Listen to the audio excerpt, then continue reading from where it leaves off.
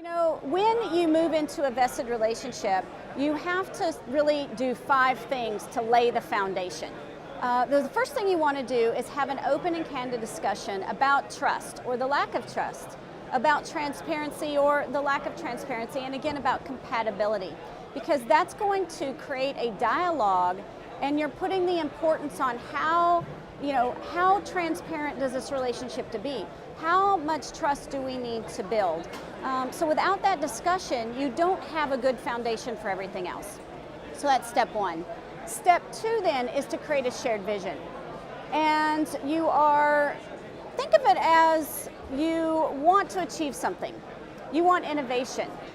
You want to go to the moon, you want to go to Mount Everest, right? So you're working with your partner to decide where you want to drive the innovation, because that's going to focus the supplier into a little innovation playground so that they're not just coming up with random ideas. Well, I want innovation. Well, here's 42 things, but that didn't count.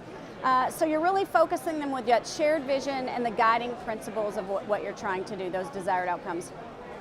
So step number 3 is what we call a statement of intent. You're now taking the intention of that shared vision, and you're going to come up with the rules or the guiding principles of how you're going to work in your relationship.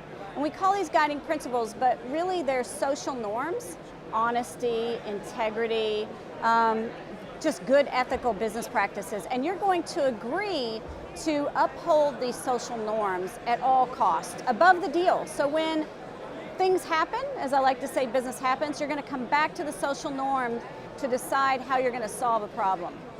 So step number 4 then is to negotiate the deal points.